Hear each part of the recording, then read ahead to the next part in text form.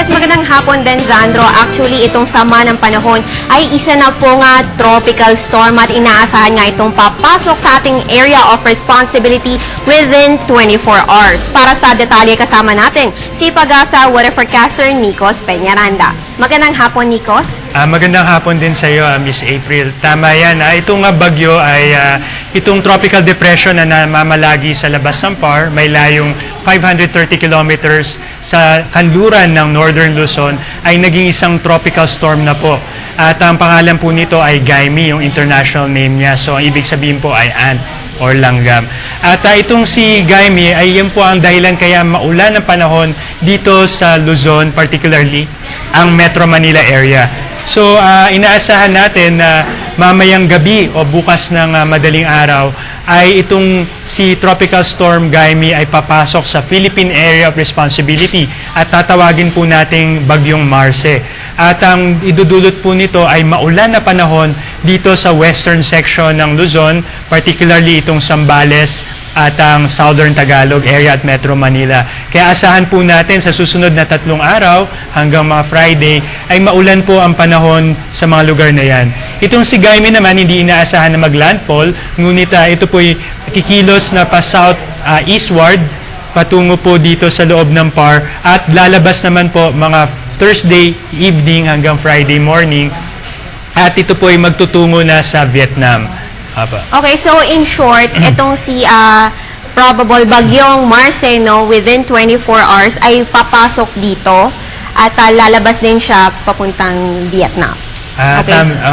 Tama yan, Miss April. So, napakaliit nung chance nitong maglandfall pero patuloy pa rin ang ating abiso sa ating mga kababayan dahil maulan na panahon ng ating inaasahan at para po dito sa mga taga Metro Manila ay posible po tayong magtaas ng mga rainfall warning habang nandito po itong si Bagyong Marce.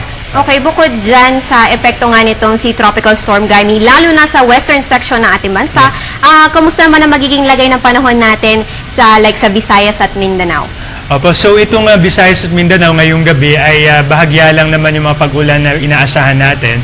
At sa Mindanao, lalong-lalo na ay maganda ang panahon.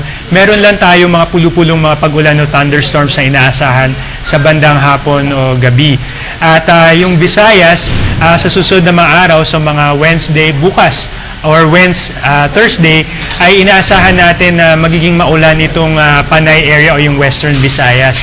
Kaya inaabisuhan din natin ng ating mga kababayan doon ukol sa maulan na panahon sa susunod na mga araw. Okay, Nico, suling katanungan na lang, no? Kasi dito sa nakikita natin sa ating satellite, ay malaki itong binabantayan natin. Ano ba ito? Nabanggit po ni Nikos kanina na ito ay isang bagyo. At gaano kataas ang chance nitong papasok sa ating PAR?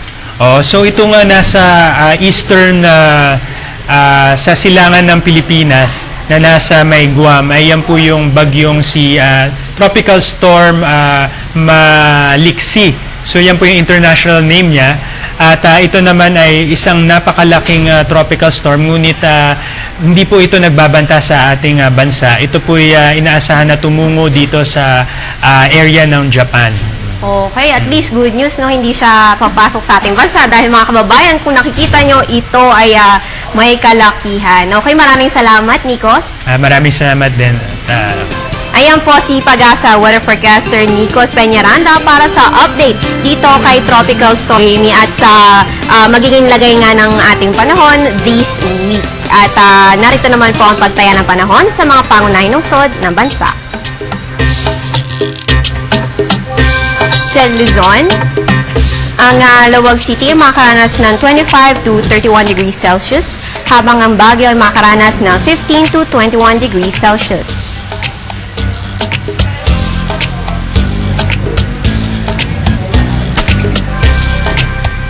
Sa Visayas, ang Bacolod City ay makakaranas ng 25 to 32 degrees Celsius, habang ang Metro Cebu ay may 25 to 31 degrees Celsius.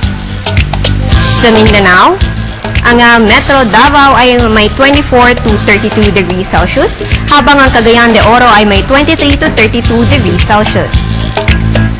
Sa 3-day weather forecast natin sa Metro Manila, sa susunod na 3 araw ay makakaranas tayo ng maulan na panahon. Sa Metro Cebu, makakaranas naman tayo ng medyo maulan pa rin panahon, kaya huwag kalimutang magdala ng payong. Habang ang Metro Davao ay makakaranas ng mga dagliang pagulan o pagkidlat pagkulog sa susunod na 3 araw. At yan po ang pagtaya ng panahon sa mga pangunahing lungsod ng bansa. Mga kababayan, ugaliing tumutok sa PTV kada oras para sa Panahon TV Express upang makasigurong updated kayo sa lagay ng ating panahon. At yan ang latest mula dito sa Pag-asa DOST para sa Telebisyon ng Bayan, April and Neryo.